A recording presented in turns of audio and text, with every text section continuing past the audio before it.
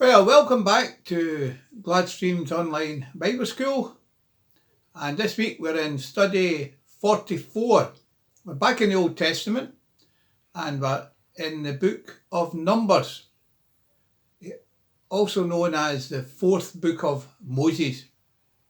Now, there are 36 chapters in this book, so that's quite a lot of reading this week. To keep up to speed to read it in a week, you'll have to do something like 5.2 chapters a night to get yourself through it. Now, the book of Numbers. The video, again, there are two PAWSON videos and one Bible project. So you're looking at 1 hour 25 of lecture, 1 hour 25 minutes. So again, I think it's an idea to get a cup of tea or a cup of coffee, or think about watching it over a couple of sessions. The book of Numbers is the sacred history of the wanderings of the children of Israel after they left Egypt en route to the Promised Land. And there is a strong message in this book, and the message is that God's covenant stays on track, even although often his people don't. So a lot to learn about ourselves and to learn about God in this book, and God bless you in this study. The Book of Numbers. This fourth book of the Bible carries forward the story of Israel after their exodus from slavery in Egypt. God had brought them to Mount Sinai, and he entered into a covenant with them there. And despite Israel's rebellion, God had graciously provided a way for Israel to live near his holy presence in the tabernacle. So the book of Numbers begins as Israel wraps up their 1-year stay at Mount Sinai, and they head out into the wilderness on their way to the land that God promised Abraham. Now, the book's storyline is designed according to the stages of their journey. So the first section begins at Mount Sinai, but then they set out and travel to the wilderness of Paran. And then from there, they travel to the plains of Moab, which is right across from the Promised Land. Now, the first part opens with a census where the people are numbered. That's where the book gets its name. And then there are laws about how the tribes of Israel were to be arranged in their camp. So the tabernacle was to be at the center, and then around that, the priests and the Levites, and then around them, the 12 tribes neatly arranged with Judah at their head. Now, this was all an elaborate symbol about how God's holy presence was at the center of their existence as a people. This is all followed by a whole series of laws that develop the purity laws from the book of Leviticus. If God's presence was going to be in their midst, every effort should be made to make the camp pure, a place that welcomes God's holiness. In chapter 10, the cloud of God's presence lifts from the tabernacle and guides Israel away from Sinai out into the wilderness, and immediately things go terribly wrong. So in chapter 11, the people start complaining about their hunger and thirst and how they want to go back to Egypt. And then in chapter 12, Moses' own brother and sister begin opposing and bad-mouthing him in front of all of the people. This trip is not off to a good start. The next section begins as the Israelites arrive in the desert of Paran, about halfway to the Promised Land. And God tells Moses to send out the 12 spies, one for each tribe, so they can scout out the Promised Land. So when the spies all return, 10 of them say that there is no chance Israel can survive there because the Canaanites will destroy them. But there are 2 spies, Caleb and Joshua, who say that God can save them. But the 10 whip up the people into a fearful rage, and they start planning a mutiny. They're going to appoint a new leader and head back to Egypt. So God is understandably angry, and Moses intercedes on the people's behalf. He calls God to be faithful to his promises to Abraham. And so God does, but not at the expense of his justice. He gives these Israelites what they want, to not enter the land. And God sentences this generation to wander in the wilderness for 40 years until they die. Only their children will get to enter the Promised Land. Now, you'd think this severe consequence would wake them up, but it gets even worse. So in the next story, there's a whole group of Levites that begin a rebellion, and they challenge Moses and Aaron's leadership, saying that they have gone way too far. So God deals severely with these Levites, and he renews his commitment to Moses and Aaron as Israel's leaders. Now, as they leave the region of Paran and hit the road, it goes downhill yet again. The Israelites start complaining again about their thirst, and they ask why Moses even brought them out of Egypt in the first place. So God tells Moses to speak to a rock to bring out water for all of the people. But Moses doesn't really do this. He oversteps his bounds. He hits the rock twice and then says, "You rebels, do we have to bring water out of this rock?" So Moses dishonors God by putting himself in God's place as the one who brings out the water. And so Moses brings down on himself the same fate as the wilderness generation. He too will die in the desert and never get to enter the promised land. After this, the Israelites rebel yet again, and God brings a very strange judgment on them, venomous snakes to come and bite the people. And so Moses again intercedes on behalf of the people. And God tells Moses to do this, to make a bronze snake and to lift it up on a pole, so that whoever looks at this snake would be healed of the poisonous snake bite. It's a very strange symbol, but it speaks to the challenge that God has by being faithful to his covenant. He's right to bring justice on the Israelites' evil and sin. But even God's justice gets transformed into a source of life for those who will look to God for healing. From here, the people head into the plains of Moab, and the first main part of the section focuses on the strange figure of Balaam. So the king of Moab is freaked out at this huge group of people traveling through his territory. So he hires a pagan sorcerer, Balaam, to pronounce curses on Israel. And 3 different times, Balaam finds that he cannot curse them. He can utter only blessing upon Israel. Remember God's promise to Abraham from Genesis 12. So not only can Balaam not curse Israel, but God actually gives him a vision about a future Israelite king who will one day bring God's justice to all of the nations. This vision recalls Jacob's promise to Judah in Genesis chapter 49. Now, it's worth stopping to reflect on the flow of the book so far. The rebellion stories in the wilderness, they just heap up on one another, getting worse and worse. And while God does bring partial acts of judgment on Israel, he's also kept showing mercy, providing food and water along the way. And so the Balaam story, it shows God's grace in bright colors. Because here's Israel. They're down in the camp grumbling and rebelling, but up in the hills, unbeknownst to them, God is protecting and even blessing them.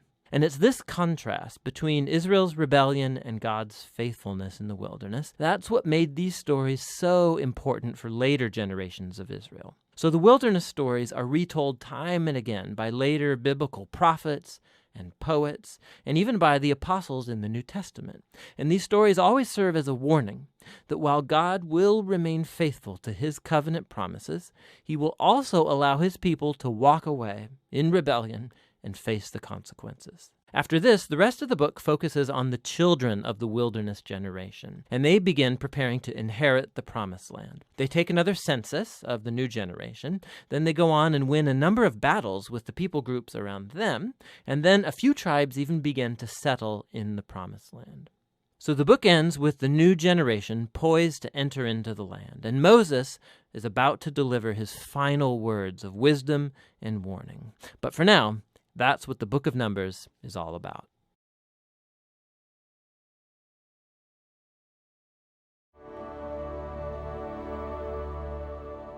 Strange title for a book, and of course in the Hebrew it isn't that title because they use just the first words of the scroll, and the first words are "the Lord said." So that's what this book is called in Hebrew. But again, when the Hebrew was translated into the Greek, they had to think of a new title, so they called it arithmoi. Well, you can guess what that word means in Greek, because from that we get arithmetic, and hence it became the book of Numbers. And I suppose it's called that because it begins and ends with numbers, with 2 census. I'm not sure what the plural of census is, so censi, would it be? I don't know. There were 2 censuses, one at the beginning of Numbers and one at the end. And they were, of course, military census.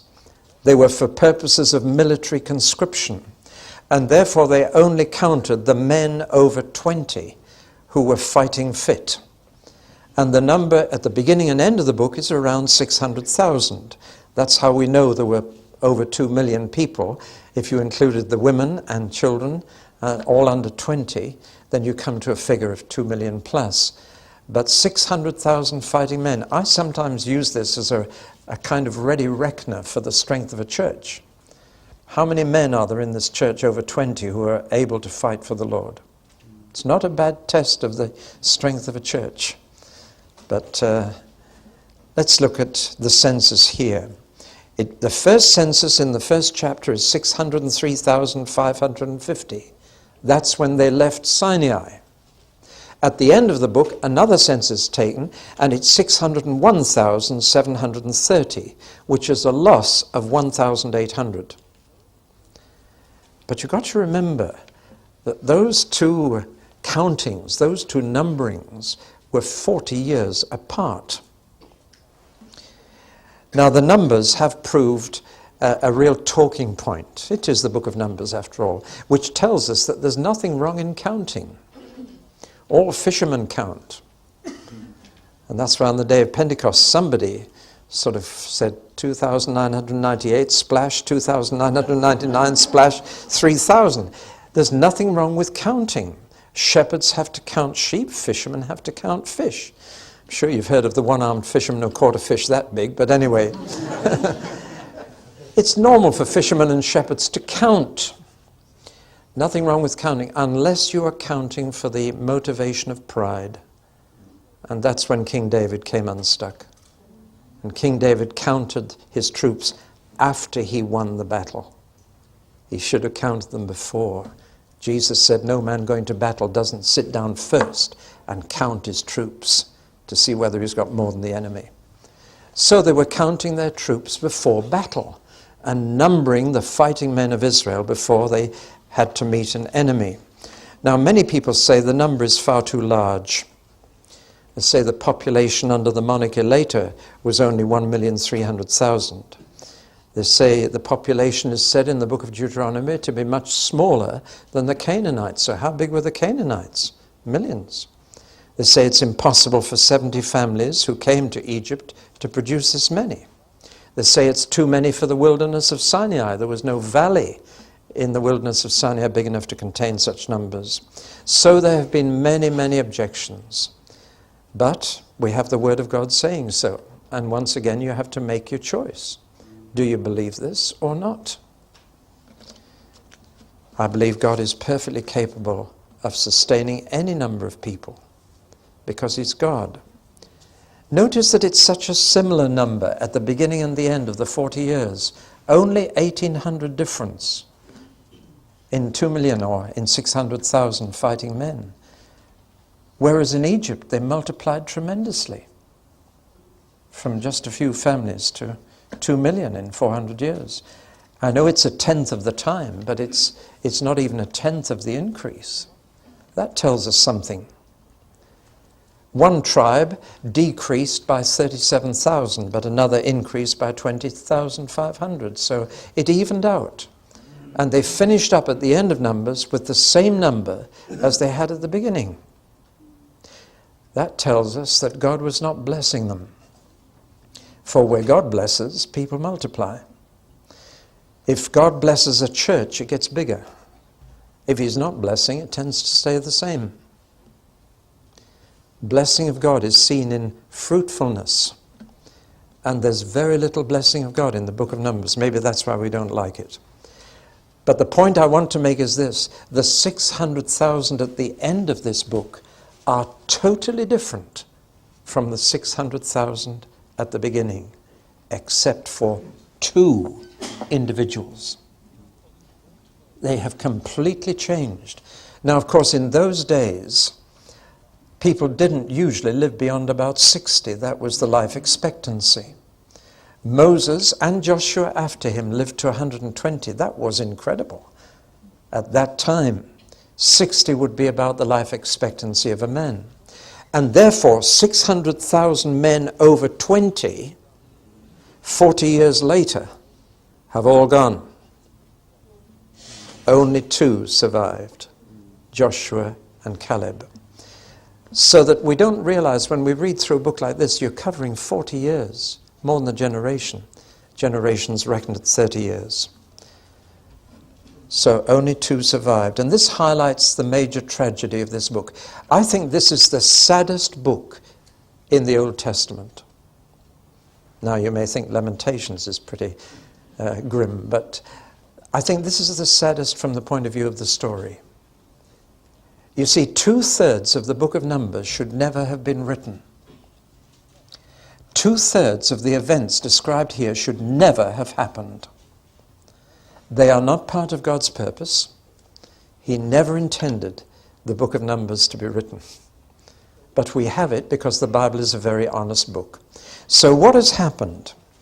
The tragedy is that the journey from Mount Sinai to Kadesh Barnea, which is the first oasis after the Negev desert, the first sign of real life, and the beginning of the promised land of Canaan, from Sinai to Kadesh takes 11 days on foot. That's all. Less than a fortnight, and they could have been living on milk and honey and not on, what is it? Manna. And yet we find that instead of 11 days, it took 13,780 days to make it into the promised land. Now, looking at the map, this was the direct route, 11 days. The route they actually took was to turn away from Kadesh and go across this deep valley, this rift valley that goes right down through Africa, the biggest crack in the earth's surface. And they crossed that into the mountains the other side, the mountains of Edom. And then they finished up in Moab on the wrong side of the river Jordan.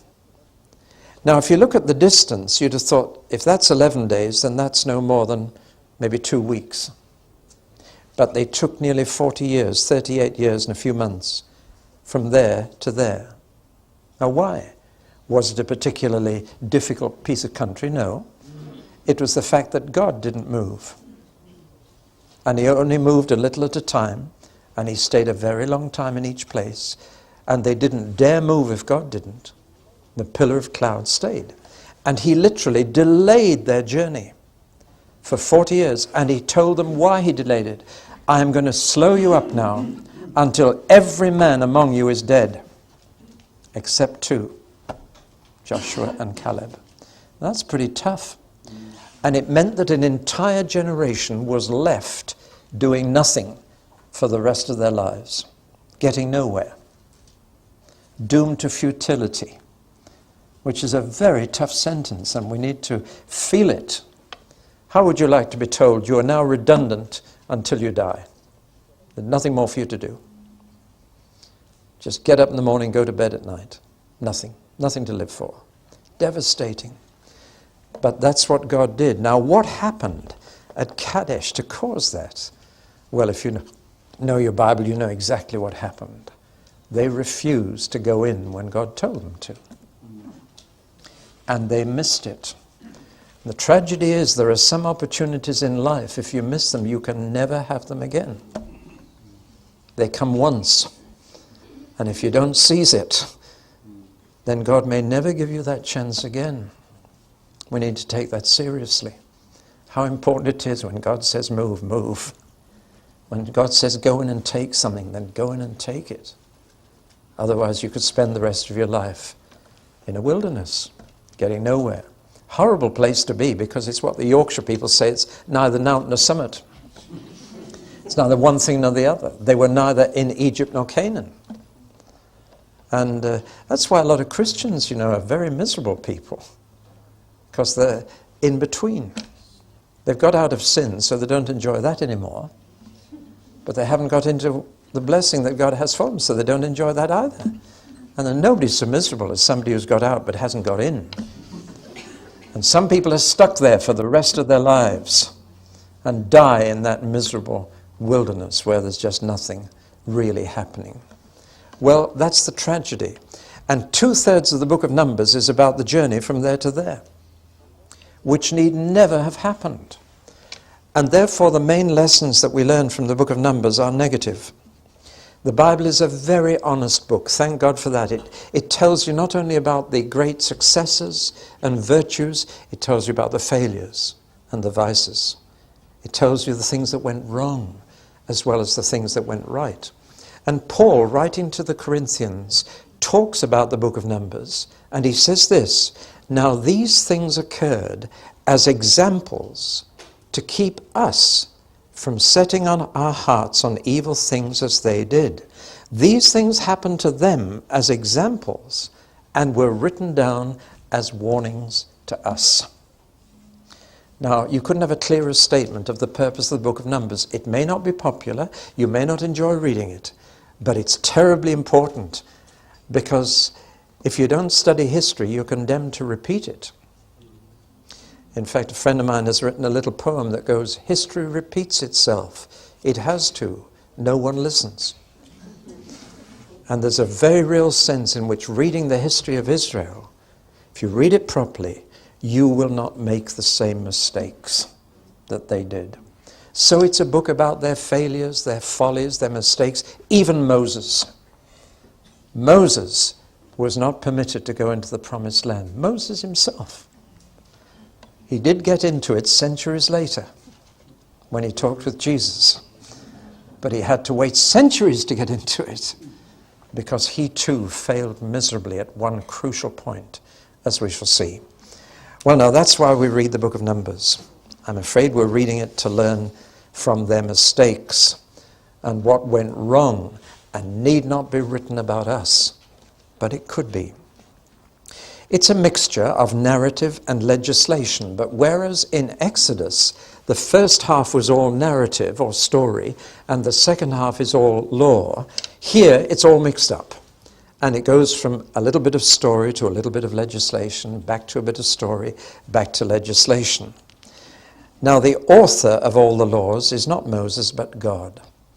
80 times in this book, 80 times, it says, God said to Moses.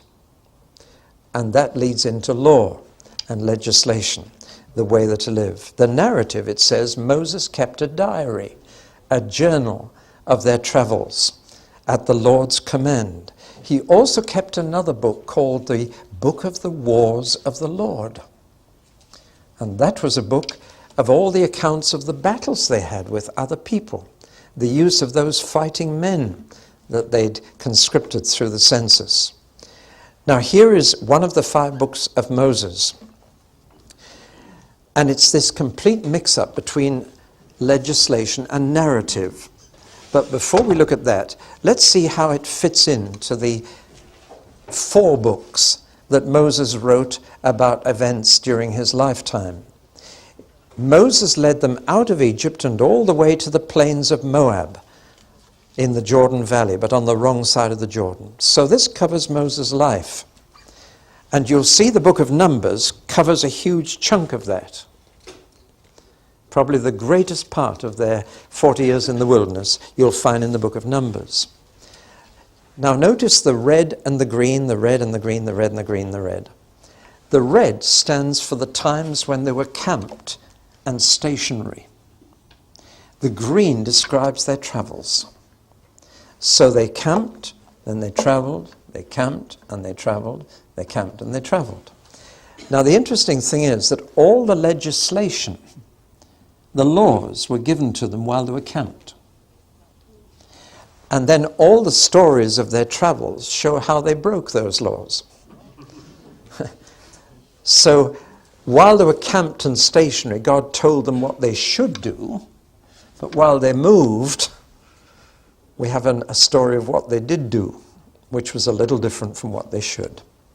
And so you have a kind of multiple-layered sandwich. So in Egypt, the book of Exodus 1 to 11, they're stationary in Egypt. Exodus 12 to 18, they're moving to Sinai. Exodus 19 to 40, they're stationary at Sinai. Leviticus 1 to 7, they're still at Sinai. Numbers 1 to 10, they're still at Sinai. So all that is stationary, and it's just packed with legislation. God gave them the laws when they were sitting still. So, if you like, they were still to hear from God, and then they got up to walk in God's ways, only they usually didn't.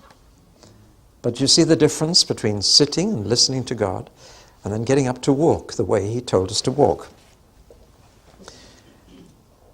Numbers 10 to 12, then, they're on the move again. From Sinai to Kadesh, 11 days' journey. Kadesh, the big crisis occurs. And God speaks to them a lot at Kadesh from chapters 13 to 20. We're going to look at that very carefully. What did God say to them at Kadesh that was so significant? Then they're on the move again.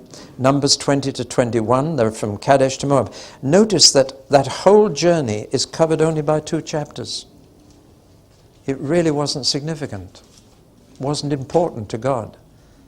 Yet there are some things said in those 2 chapters we need to learn. And finally they settle in Moab, and they've reached the very border of the Promised Land for the second time. They were at the border then, but they didn't go in. They're at the border again now, but now there's the Jordan in flood between them and the Promised Land. They would never have had that barrier to face had they gone straight in. And Numbers 22 to 36 are entirely what God said to them while they waited to go in. And the whole of Deuteronomy 1 to 34 belongs to that same stationary time again. So can you see that Numbers has a lot of movement in it? Deuteronomy has nothing. Exodus has the first half. But there is this clear pattern. When they were still, God spoke to them and said, now this is how you should live. When they got up to move, that's when they got into trouble and walked in their own ways instead of the ways of the Lord. So we have a lot to learn from all this. Let's look first at the legislation in the book of Numbers. That's not the less interesting, so I thought we'd take it first. And then we'll look at the narrative, which contains some fascinating stories. But let's look at the legislation. And the first thing that hits us with the laws in Numbers is that these are not moral laws or social laws or what we call judicial laws, not criminal laws at all. Now in Exodus they were, but here they are mostly ritual laws, laws about worship. Now in the law of Moses, all these different kinds of law are mixed up. They didn't draw the distinction that we draw between criminal law for the state and canon law for the church. They didn't have that kind of thinking. For them, all of life was one whole. And so moral laws and judicial laws and social laws and ritual laws are all mixed up. But we tend to compartmentalize life, and we say that's criminal law and this is religious law. But they didn't do that. God was interested in all of life. And so 80 times God spoke to Moses, it says mouth to mouth or face to face.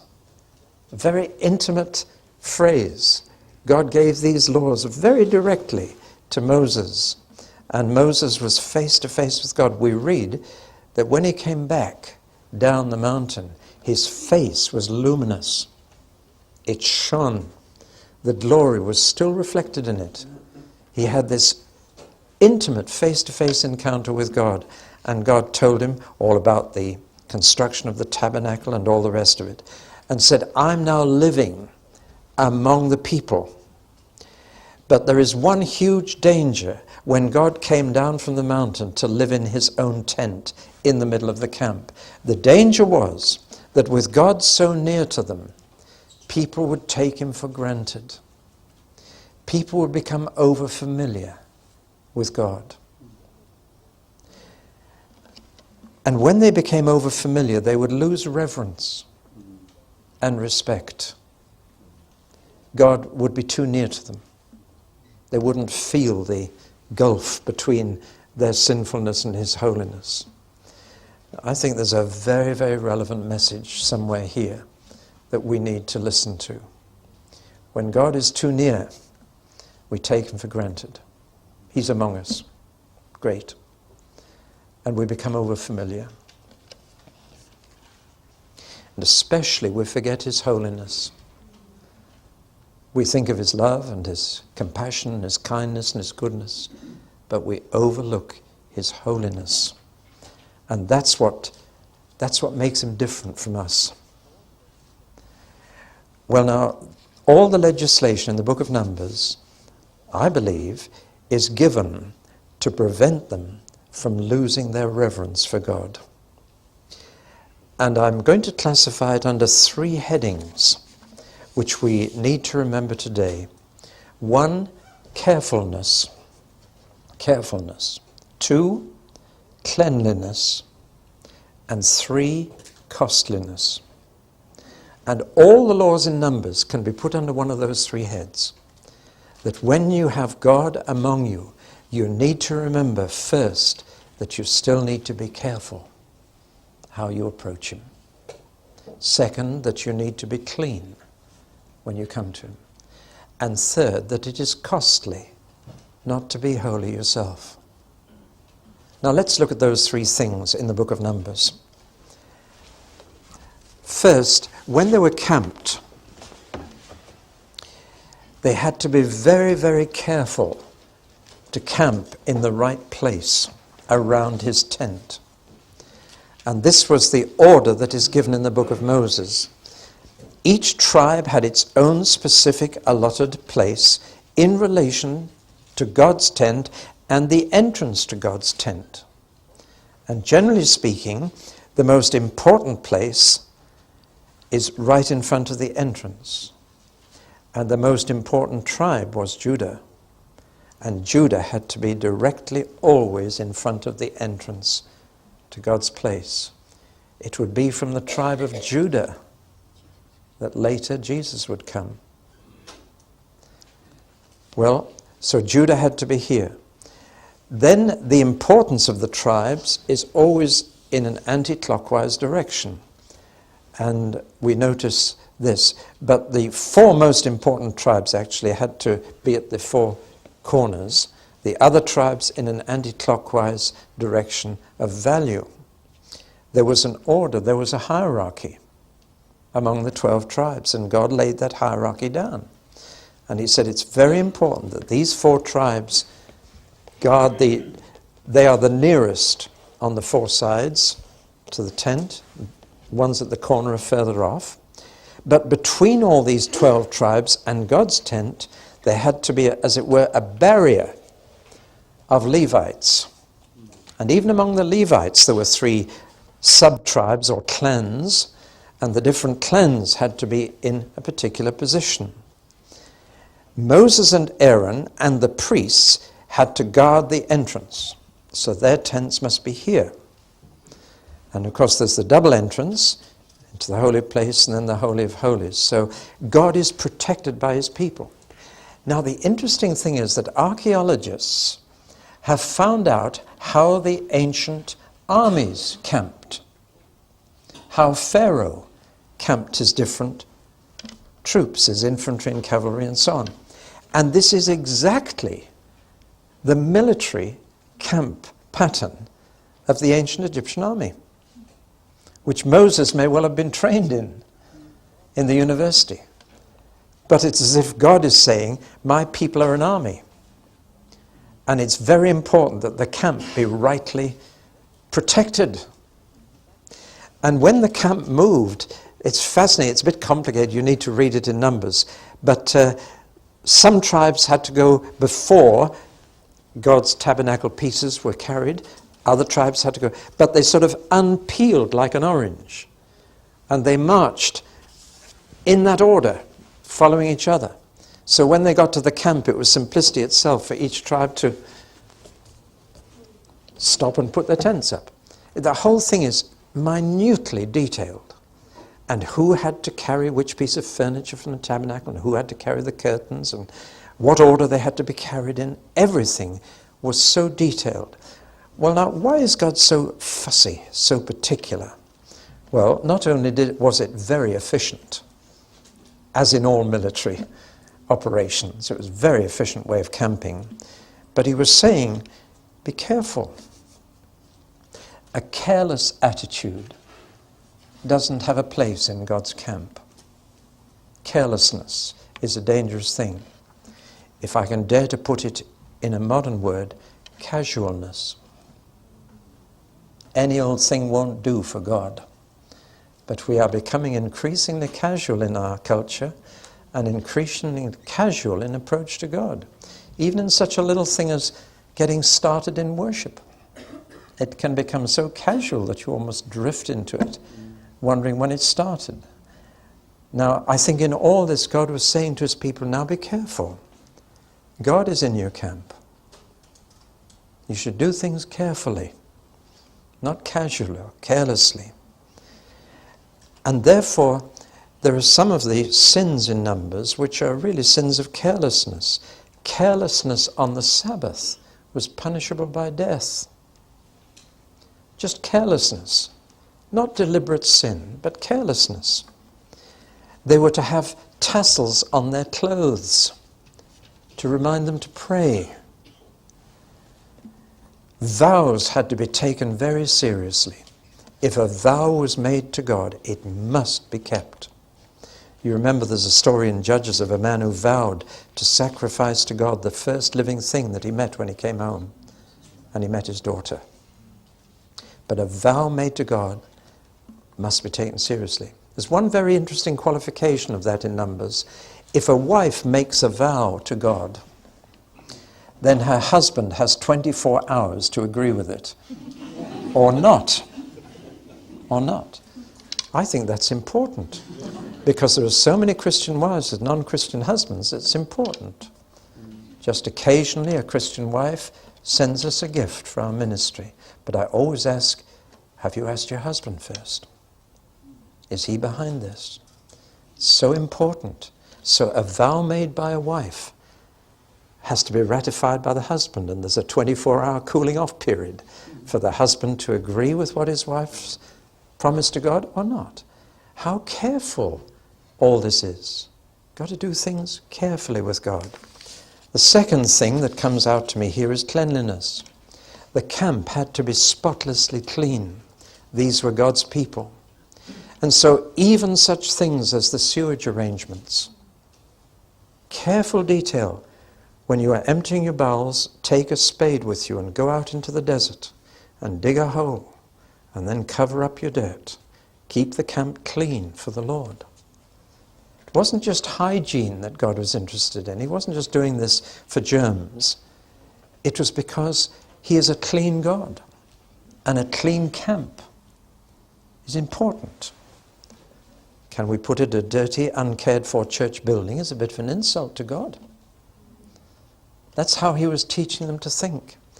And so bodily discharges were a matter for law, of whatever kind. And before they left Sinai, before they went towards the promised land, God insisted that they all had a bath, that they all cleaned themselves up. This, of course, is why in an older day people put on clean clothes for Sunday. See? Now, we're not under that law, and so we're not under the law of Sunday clothes. Nevertheless, how we appear in worship betrays our inner mind. It says something. Do you see what I mean? And of course God looks on the heart. And it's cleanliness of the heart that He's after now, which is more important than cleanliness of the body. But I've noticed that people who've really been in the grip of Satan often become dirty people. Have you noticed that? And that when they're converted and truly converted, without even being told, they start cleaning themselves up. It's just an outward expression of something that's going on inside. They realize that cleanliness is next to godliness. And it's all there in the book of Numbers. Keep the camp clean. And then costliness. For a sinful person to live close to a holy God is a costly business. And this costliness was expressed in sacrifices. And on behalf of the people, sacrifices had to be offered daily, weekly, and monthly. There was a daily sacrifice here in the outer court on the altar. There was a weekly sacrifice and a special monthly sacrifice, so that all the time, when people realized they were losing their animals and that they were being sacrificed to God, that it was a costly matter. There's no forgiveness without blood being shed, said God. Forgiveness is very costly. Thank God it doesn't cost us anything, because it cost Him everything. But if we were still living in these days, it would cost us a great deal. Our very best animals regularly. And the priesthood had to be supported. And so the priests didn't have any livelihood. And the priests and the Levites around here were supported by these tribes. The tribes paid for them to protect God's tabernacle. So it was quite a costly business, and it involved tithes and offerings and sacrifices. It was quite costly living with God in your midst. Now, all this, I think, is saying something quite profound to us. From the legislation of Numbers, I get this. We've been brought up in a day which I would say is anti-ritual, which is becoming increasingly casual and careless in its approach to God. And the book of Numbers reminds us that that won't do, that we should approach God in the right way. Let me take one example. I don't have to bring a ram or a pigeon even, or a dove to be sacrificed when I come to God. But that doesn't mean I don't have to bring a sacrifice. There is as much sacrifice in the New Testament as in the Old. And I'm not talking about the cross now. It says, bring a sacrifice of praise. Bring a sacrifice of thanksgiving. Now, in what sense are these things a sacrifice? Well, how much did they cost you? Do you hear what I'm saying? Sacrifices were prepared for worship. Now, we don't have to prepare a lamb, but we do need to prepare praise. And sometimes I cringe when somebody says, I haven't had any time to prepare, so we're just going to let the Holy Spirit lead us. And the results are not usually complementary to the Holy Spirit. We get into ritualism if we don't have a proper approach. I believe not that worship should not be prepared at all, nor do I believe it should be all prepared by one man. But I believe everybody should prepare for an act of worship. And I hope tomorrow morning Max will be embarrassed by the number of you who want to prepare a little sacrifice of praise or thanksgiving, a reading or a song. In the New Testament it says when you come together, each one already has a song, a word, a prophecy, a tongue, an interpretation. Each one has. Not each one might get if we wait, but each one has brought. Prepare a sacrifice and come into the courts of the Lord. That's what Numbers is saying. When you come to worship, come prepared for worship. It often takes us 20 minutes to get into worship because we're not even prepared. It costs to prepare. It costs you a bit of time, a bit of thought. But it's costly to worship God in the way He wants. See, we've got into a state where I believe we want to worship God according to our taste instead of what will please Him. What I like. I prefer choruses. I prefer the old hymns. Both statements are quite irrelevant. What does God want? What will please Him? Doesn't matter about my feelings in worship at all. It's whether God feels good. It's whether I've blessed Him. Bless the Lord, O my soul. And that's why He told them in Numbers, this is how you will bless me. This is how you worship me. Be careful, be clean, and it'll cost. But I'm a holy God living among my people. And that is necessary. Well, when we come like that, our worship becomes a fragrant offering, says the New Testament, a good smell to God. In the old days, God loved the smell of roast mutton. I do too. But it was a sweet-smelling savor to Him. And our sacrifice of praise can be pleasing to God. Letter to the Hebrews says, let us be thankful and so worship God acceptably with reverence and awe, for our God is a consuming fire. Now you'd have thought that was from the Old Testament. It's not. It's from the New. Let us worship God acceptably with reverence and awe. Well, we can get into disco worship and aerobic worship and all kinds of worship. But the important thing is, how does God want us to worship Him? And if there's one thing He makes quite clear, it is He wants us to be prepared to worship Him. Not just to turn up, but to come ready to offer a sacrifice of praise and thanksgiving. Tomorrow morning, we'll have a chance to do that. All right? Well, In the next talk, we'll talk about the narrative section of the book of Numbers. See, the wilderness is a testing ground. That's why Jesus was taken into the wilderness for 6 weeks, tested. And it is a real test under very hard conditions. You're not in the promised land yet, you're out of Egypt, but you're right in between. It's like an engagement is a testing time. You're in between being free and being married. And it's a testing time because it's neither one thing nor the other. And in the same way, the wilderness is a real testing time. And alas, Israel did not pass the test. Bear in mind that after Sinai, let's go back to the map. After Sinai, they are in a different relationship to God than they were here. They commit the same sins after Sinai as they did before. The difference is that now there are sanctions, there are punishments attached to those sins, because after Sinai they are in a covenant relationship. They're now married to God. Here they were courting, if you like, but now they're married. So that now God has to deal more severely with them than he did before Sinai, because they have taken upon themselves a promise to do what he tells them. And therefore, they will be blessed if they're obedient, they will be cursed if they're not.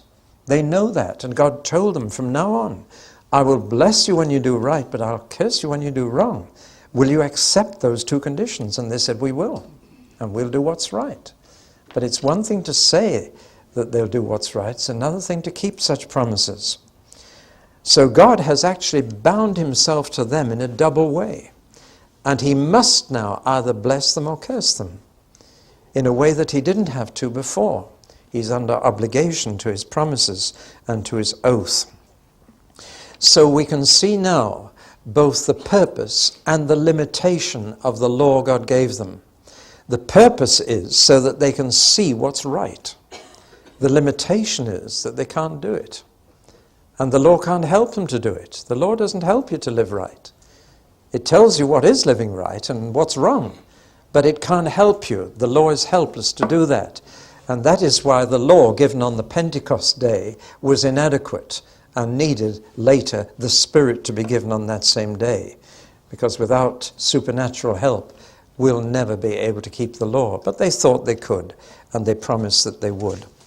Now we're going to look first at the leaders of the nation and see how they failed.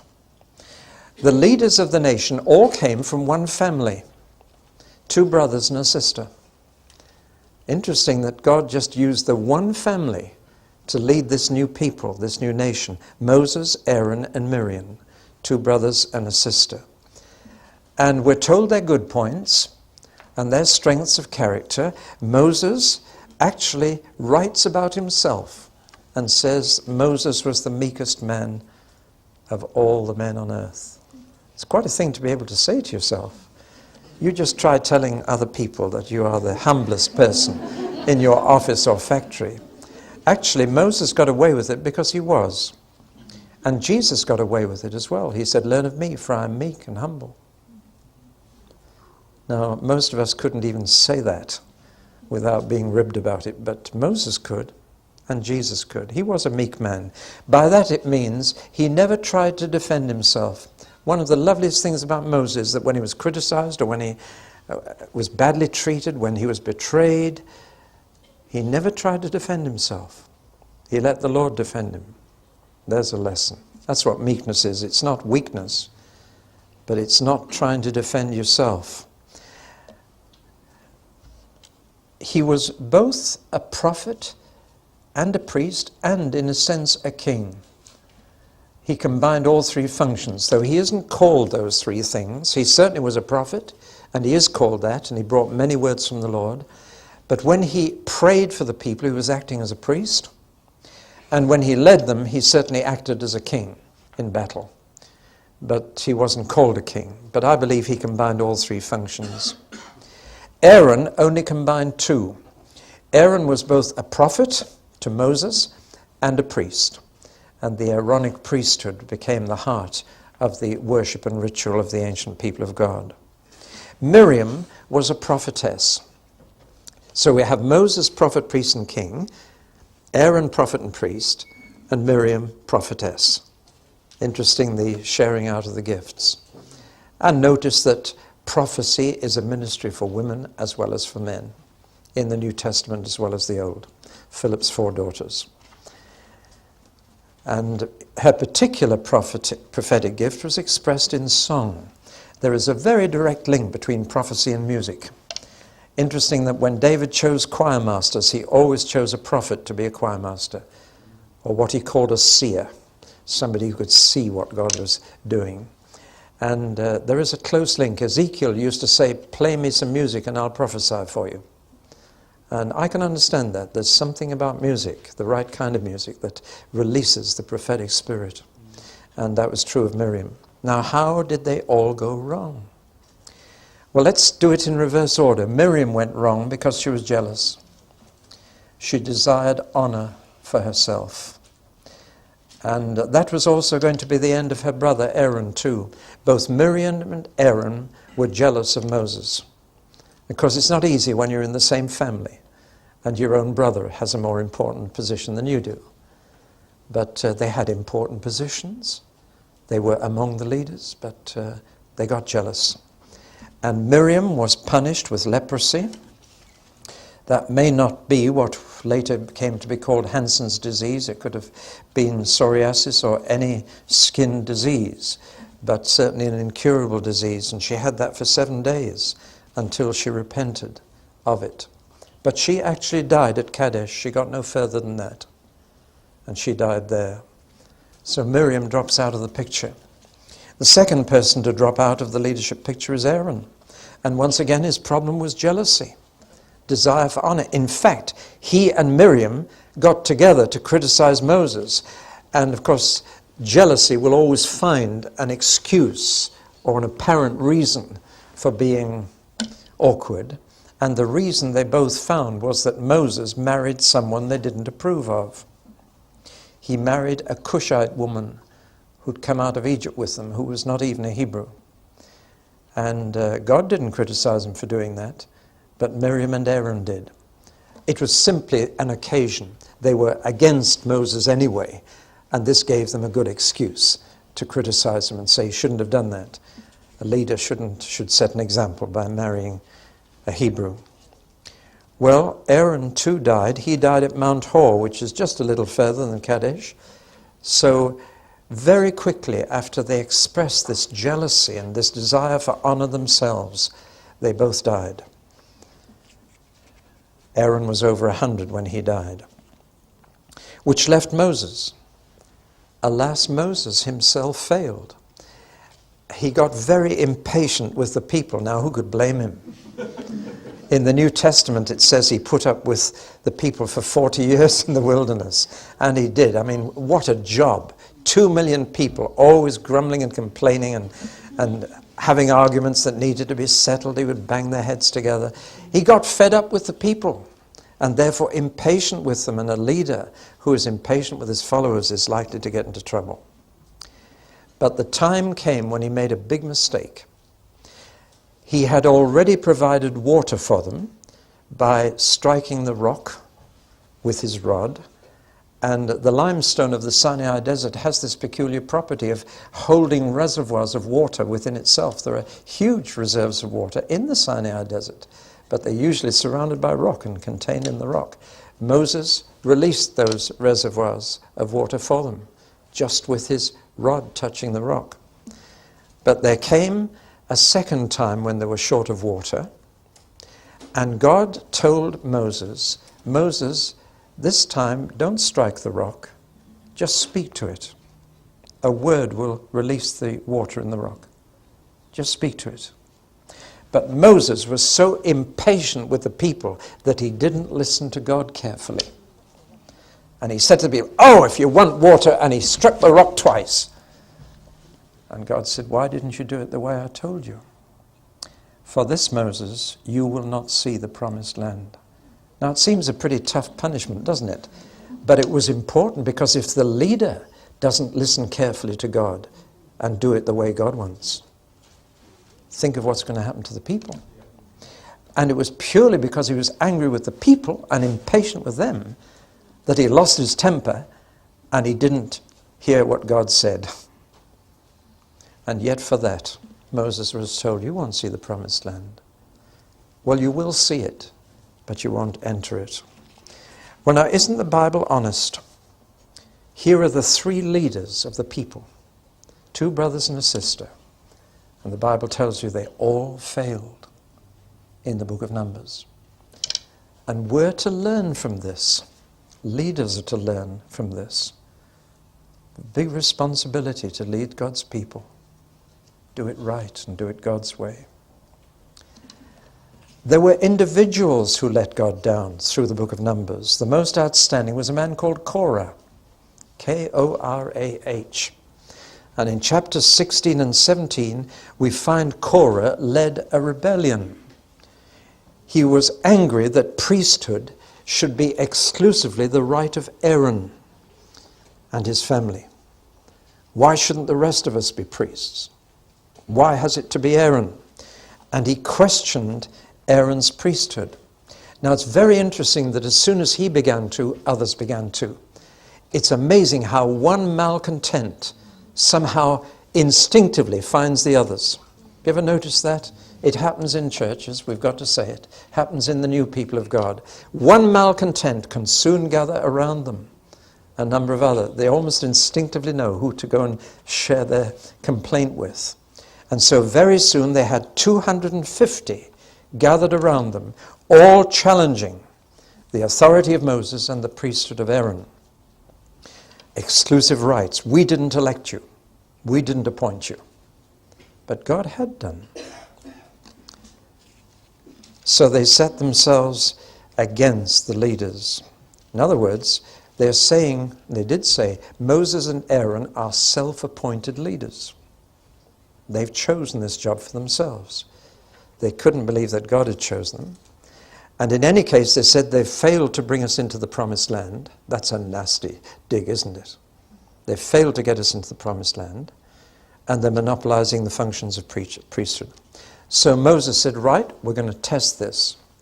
And the test is, who did God choose for these positions? He said, now, Korah and the men with you, get hold of a twig from a scrub bush in the desert. And Aaron, you get hold of one. And they laid these twigs in the holy place before the Lord all night. And in the morning, one of the sticks had blossomed, and one had flowers on it. The others were dead. And it was Aaron's rod that budded. From then on, they actually put Aaron's rod inside the Ark of the Covenant, and it was kept inside there. It was God's proof that Aaron was his choice. He was not self-appointed. And that should have been the end of the rebellion. Moses told the people to keep away from all the rebels' tents. And it says fire came down from heaven, lightning came and struck their tents and destroyed them all. But Korah saw it coming and ran away. And he and his few followers who managed to escape were swallowed up on some mud flats. Now, one of the dangerous things in Sinai Desert, there are mud flats that the crust is very hard. It's a bit like thin ice on a pond. The sun has dried it off and hardened it, but underneath it's treacherous swamp. It's like quicksand. If you've seen the film Lawrence of Arabia, you've seen one of his companions sucked under like that. And that's what happened to Korah and the few who escaped the lightning. So they all died. Lovely little touch. If you read the Psalms, you find that many of them are written by the sons of Korah. You ever notice that? This man's family didn't follow him, and his children became singers in the temple later. His children were saved, but he wasn't. Korah is mentioned in the book of Jude in the New Testament as a warning to Christians. Don't question God's appointments, and don't be jealous. But what about the people as a whole? The people as a whole also failed. I've spoken about the leaders who failed, some individuals who failed, But alas, I must now tell you that the book of Numbers says the whole people failed, except for 2. 2 out of 2 million, that's not very much, is it? Well, now there were 3 major failures that the people made, but there was one general one that keeps cropping up, but there are 3 specific ones. Let's take the general one first. The general problem with the people was grumbling. That's all. So what's wrong with grumbling? A lot. Somebody once said to me, if you grumble about the weather, you're complaining at the way God's running the universe. Did you ever think like that? Somebody else said, you need no talent to grumble. You need no brains to grumble. You need no character to grumble. You need no self-denial to set up the grumbling business. That's quite a statement, isn't it? It's one of the easiest things in the world to do. And we find this is the major failure of the people. They grumbled in their tents.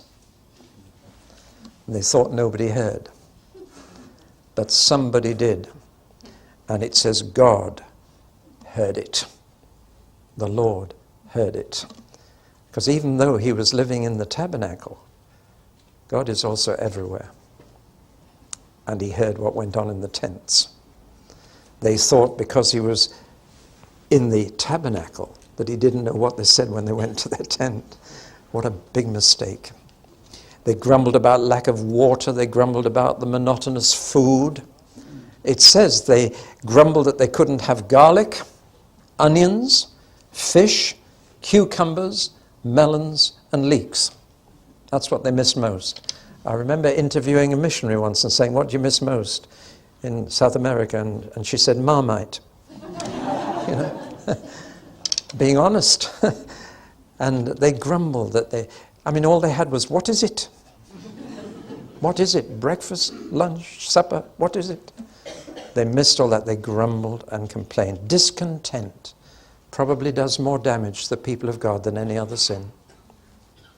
Would you believe it? And yet it's not a sin that the church usually disciplines people over. And the Lord heard it.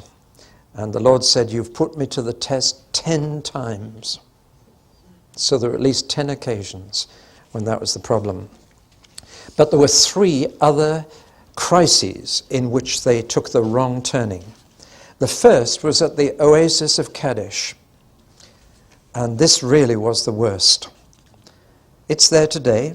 It's 66 miles southwest of the Dead Sea. And it's the most beautiful oasis. Beyond it is a bit more desert, and then comes the Promised Land. When they got to that last oasis in the Negev desert, they sent 12 spies, one from each tribe, to spy out the land and to come back and tell them what it was like. They spent 40 days, some of them in the south around Hebron, but many went to the far north. And they found it a very fertile land. In fact, they came back.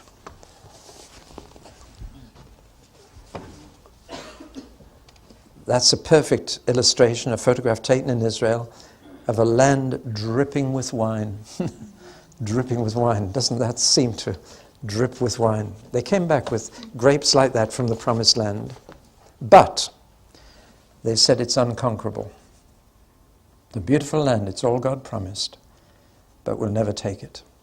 It's a land that will devour our people. We won't devour the grapes.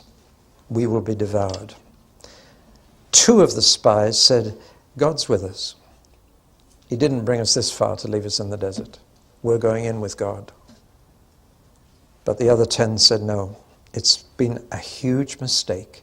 We should never have left Egypt. The crowd actually wanted to stone Moses and Aaron for bringing them all this way. Now bear in mind, it's only been about 3 months since they left Egypt. But they're prepared to kill Moses and Aaron for bringing them out of slavery. It's a tragic situation.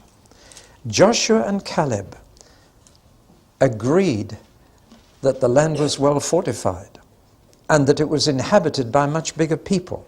That was a point they made. There are giants in there. Well, on the whole, Hebrew slaves are quite small. We know that from old bas-reliefs on which they appear. Compared with other peoples, they were not large. And the Canaanites were large. But more than that, they said they have walls around their cities. One of the loveliest things that Joshua and Caleb and Moses said to the people then was, God will carry us on his shoulders. I can remember as a boy being carried on my father's shoulders. And when I was on his shoulders, I was the giant. I was bigger than everybody else. And I could look over those high garden walls. And what Moses is saying is, God will take you in on his shoulders, and you will be the giant, and you'll look over those fortified walls. But they didn't believe it. They put their faith in what man saw and what man said, and they were thoroughly democratic. They took the majority verdict. Democracy is not the way God usually works. The majority can be terribly wrong, but it was 10-2. And they believed the majority.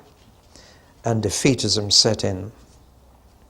Interesting to contrast what the 10 said with what the 2 said. The 10 said, we are not able to take it. The 2 said, God is able to take it. Very interesting. We are not able. God is able. There's no contradiction between that. But the problem is which looms uppermost in your mind. Also, the children of Israel said to Moses, the land to which you sent us. Whereas Moses said, the land God gave us. Now, once again, there's a complete difference in the way they talk.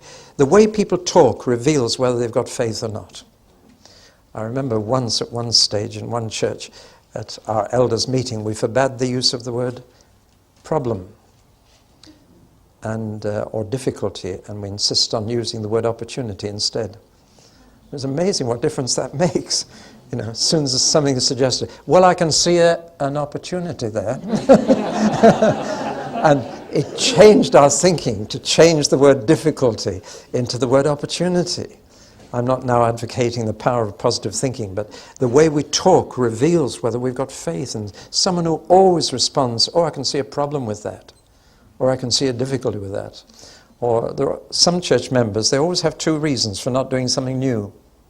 We've never done it, or we did it and it didn't work. And there's a kind of depression can set in. This is the grumbling, complaining again, the negative outlook, the pessimism. And Moses interceded, but God swore that not one of that generation would ever get into the land. When God swears, that's pretty terrible. Do you know what he says? He says, by God, you won't get into that land. Except he doesn't say God, he says, by myself. Because he can't swear by anything higher than himself, so he swears by himself. And there are many times when God swears by himself. He's virtually saying, by God, you won't get into that land now. By myself have I sworn, you will never enter my rest. Need to take God's swearing seriously. They were 40 days spying out the land. So God said, for every day you've spied out the land and come to the wrong conclusion, you spend 1 year in the wilderness. That's making the punishment fit the crime in God's sight. And that event becomes the hinge of the book of Numbers. It's only a third of the way through, and the rest need never have been written. But the rest is all about this endless journey until every man had died. That was the first huge crisis, and it was the worst. And it meant 40 years wasted time getting nowhere for an entire generation. Sad, isn't it? The next crisis came as they made their way back down into this deep valley. This is a huge crack in the earth's surface. There's the Sea of Galilee, then the Dead Sea, then the valley bottom rises a bit and goes down again. And the crack goes right down through the Red Sea, right down through Ethiopia, right down to the Great Rift Valley in Kenya, and right through Africa. It's the biggest crack in the world's surface. And the lowest part of it is the Dead Sea. You can fly below sea level there and get a pilot's license. It's about 1,600 feet below the Mediterranean. It's a deep, deep crack. And they went down into this valley. It's called the Arava here, the Arava. And they went down into it, down a steep valley, which is called the Valley of the Scorpions. It's known for its scorpion and snake population. And once again they grumbled, and God punished them by sending snakes. And suddenly they were dying of snake bite in this valley of the scorpions. You can still go to the valley today. It's a horrible place. Dry, dark, and there's snakes everywhere. And they were being bitten. And only when the death toll rose to an impossible position where it seemed as if they'd all die, they cried out to God then. They confessed their grumbling sin. They repented and they begged God to stop the snakes. He didn't actually stop them. He sent a cure for the snake bite. Now it's interesting, he didn't remove the snakes, but he gave them a cure. And he said, Moses, set up a copper snake on a pole on the top of the mountain looking over the valley. And when anybody is bitten by a snake, if they will then look at that copper snake on the pole, they will not die. That's my antidote. And it worked. It was saying, you're still in danger, but you have to do something to get out of it. You have to make a response. And of course it took faith to do that. They had to believe in it, that it would work. They could have said, oh, that's silly, that won't cure snake bite. And had they said that, they'd have died. It says everyone who looked kept their eye on that copper snake. Of course, ever since there's been a superstition about wearing copper, as you know. It's supposed to cure all sorts of things, copper bracelets and things. That's sheer superstition. Well, they had to look, and it says when they looked, they lived. We'll pick that up later. The third crisis came when they got to the plains of Moab. This was the final one. They'd had a number of victories on the way. They'd had a victory over Edom and Moab. They were riding high, and they camped overlooking the Jordan, looking across to the promised land. I've got a photograph, but I think I'll show you that one later. But now they were going to suffer a major defeat. What happened was this. These people living on this side, Ammon, I'm sure you've heard the capital of Jordan is Amman. It's the same word. And the Moabites, they got together and they said, look, we can't let these Israelites come in here. We don't want them taking our land. Very similar situation to today, actually. We don't want them around. And so they hired a Syrian soothsayer, a man from way up in Damascus. Actually, he'd lived on the river Euphrates earlier, but he was now living in Syria, and he was a magician, he was a diviner, and he was a big ass. And he had one too, and his name was Balaam. And this is where Balaam comes into the picture. Because very often in battles in those days, as today, people prayed to win. And often in those days, they would bring in a soothsayer or a diviner to curse the enemy. And to believe that cursing the enemy would mean they'd defeat them. But same thing happens today. The Russians put on a play in Moscow years ago, and it showed the Germans and Russians fighting on stage. And as the play opened and the curtain went up on the battle scene, there was a German chaplain in a box at one side of the stage and a Russian Orthodox priest in a box the other side of the stage, both praying to God that they would win the battle. It was the Russian cynical way of saying, what's the good of praying in war? But people still do. And they seek to get God on their side. And the ancient way of doing it was to get a magician to come in and in the name of gods, pagan gods, to curse the other side. Now here we have the most extraordinary story in Numbers. Here is a pagan soothsayer called Balaam, and yet they call him in and they ask him to curse the Israelites in the name of the God of Israel. Extraordinary. And he does it. And we know why he does it, because he likes money. It's as simple as that. And they kept having to offer him a larger fee, because each time he tried to curse the Israelis, he blessed them. Every time he opened his mouth to curse them, I bless you, says the God of Israel. And the kings of Ammon and Moab were furious. He said, well, I can't help it. He said, I just try and curse them, but I just find myself blessing them. So they gave him more money. And they kept upping it. And they kept bringing him nearer to the camp of the Israelis. At first, the first time he tries to curse them, he's a long way off. You can just see them in the distance. And gradually, he's brought nearer and nearer to see how many there are, until finally he's overlooking the camp itself. And he tries again. Now, he did at one point nearly succeed. And that's where the story of the ass comes in, or the donkey. And we're told this amazing story that here is Balaam sitting on his donkey, going down a narrow road, a track between two stone walls. And there are many such in the Middle East. Just a little track between two high stone walls. And the donkey sees an angel standing in the path. And the donkey won't move. And Balaam beats the donkey because he can't see. And still the donkey won't move. And he beats the donkey and beats the donkey. And finally the donkey turns round and speaks to Balaam. Now, once again, there are people who say that is absolutely ridiculous. But of course, we've got to remember that animals can be possessed by evil spirits and good spirits. That's surely what was happening in the Garden of Eden. And we know that Jesus sent demons into pigs. But a good spirit can use an animal just as well. An angel can use an animal. Make of it what you will. But the animal had more sense than Balaam. That's the message that very clearly comes through. The animal was more sensitive. Sometimes animals can be more sensitive to things that are happening than human beings. But it really puts Balaam down at the bottom, below his donkey. It's a sad story because of the sequel. You must read all about it. But in fact, Balaam finally hit on the way of getting the money from the kings of Ammon and Moab.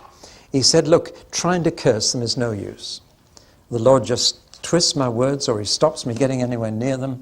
I can't do that. But he said, I can tell you a way to get in among them, and this is very significant. Oh, they said, how? He said, send some of your pretty girls into the camp. That's all.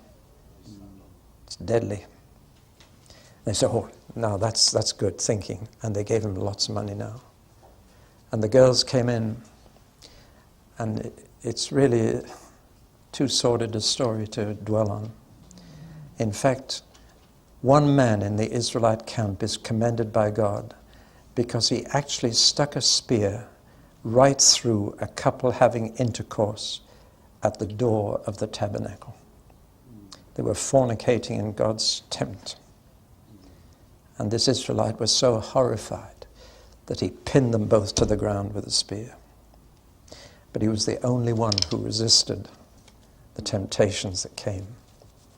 And so that's how they suffered their third major defeat. And Balaam is to blame for it in a sense, but the man who pinned that couple to the ground with a spear was called Phinehas.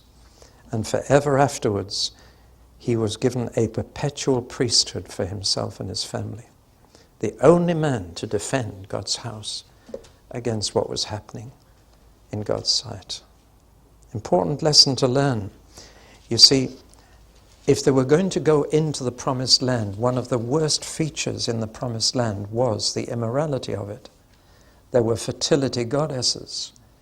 There were horrible statues and phallic symbols. They've just put up an 8-foot-high phallic symbol in the high street in Basingstoke. It's coming back. It's all coming back. The whole fertility cult thing with its immorality. And here they were before they went into the land, faced with it, and they fell. So it's serious, isn't it? And they had to learn, and God taught them a lesson. Well, now what can we learn from all this? Written for the Jews, of course, for later generations, that they might learn to fear God. And therefore written for Christians, I believe, that we might learn from their failures.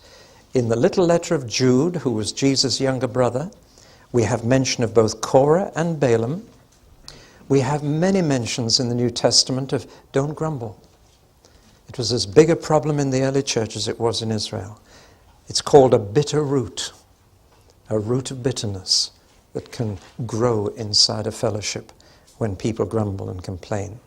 Of course, nowadays they usually move on to another fellowship, but Boy, if you start a new fellowship with complainers from another fellowship, you're going to be in trouble. You deserve everything you get.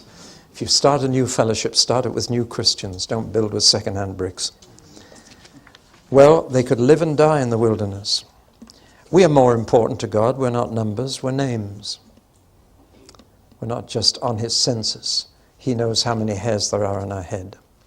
When I look at the book of Numbers, I'm first impressed with what this book says about God. There are two sides to God's character, and Paul draws them out when he says, "Behold then the goodness and the severity of God." And nowadays we hear so much about the goodness of God and so little about the severity of God that we are getting an unbalanced, anemic view of God, who is more a mother than a father, or even a grandmother, to quote one bishop. I'm serious about that. And God is a father, and therefore there is severity as well as goodness. There is discipline as well as delight. And we need to get this balance right. So in the book of Proverbs, we have his goodness in his provision, in his protection, in his preservation of them. We also have his severity in discipline, disinheritance, disgrace, and even death. We need to remember them both. We deal with the same God, and the fear of God doesn't disappear from the New Testament. It's there with the love of God. What does the book of Numbers say about Jesus? An awful lot. Jesus was 40 days in the wilderness being tempted. He went through this himself. He is the bread from heaven. You all know John 3:16, "For God so loved the world that he gave his only begotten Son." But do you know the verse just ahead of that? "As Moses lifted up the serpent in the wilderness, so must the Son of Man be lifted up." That's straight out of the book of Numbers. You can find Jesus everywhere in the Bible if you look for him. Hebrews says, if the ashes of a heifer could bring forgiveness, how much more the blood of Christ? That's a reference. But the most amazing thing is Balaam again. Balaam made a prophecy. And this was the prophecy: "I see him, but not now. I behold him, but not near. A star will come out of Jacob. A scepter will arise out of Israel." And from then on, every devout Jew looked for the star of the king to come. And that's what led the wise men to Bethlehem. Isn't that amazing? It was Balaam's prophecy that brought the wise men to Bethlehem. I have 2 more minutes. So what's the best known verse in Numbers? Well, there's no question in my mind. It's chapter 6, verse 24. "The Lord bless you and keep you. The Lord make his face shine upon you and be gracious to you. The Lord turn his face toward you and give you his peace." That's the blessing that God gave Aaron to give to the people when they set off from camp on the next part of their journey. It has every mark of direct inspiration from God because it is mathematically perfect, as Genesis 1 is, incidentally. Whenever God speaks, his language is mathematically perfect. Listen to this. In the Hebrew, of course, not the English, in the Hebrew, there are 3 lines in that. "The Lord bless you and keep you. The Lord make his face shine upon you and be gracious to you. The Lord turn his face towards you and give you his peace." The words in the Hebrew, 3 words in the first sentence, 5 in the second, 7 in the third. The letters in the Hebrew, 15 in the first, 20 in the second, 25 in the third. The syllables in the Hebrew, 12 in the first, 14 in the second, 16 in the third. And if you take the word Lord out, you are left with 12 Hebrew words. So you've got the Lord and the 12 tribes. And I could go on. It is mathematically perfect. And it builds up, even in English, there's a kind of crescendo, isn't there? You feel it. And each line has 2 verbs, and the second expands the first. And blessing, of course, means that the children, property, land, health, safety, they would be protected and provided for. And the Lord is, of course, Yahweh, but it's now Jesus. And the 2 things the blessing offers are grace and peace, which of course is the Christian blessing in every epistle in the New Testament. Grace and peace to you. And of course, the word Lord comes 3 times in the Old Testament. The Lord bless you and keep you. The Lord make his face shine upon you. The Lord be gracious to you.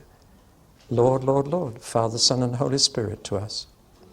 The whole thing is, I could go on, but my time is gone. Mathematically, that blessing is the most beautiful mathematical formula. And so is Genesis 1. You find that God speaks mathematically, which means musically, because music is based on maths. And here we have this beautiful musical, mathematical blessing. So as we finish this talk and you go on your way, I just want to say, the Lord bless you and keep you.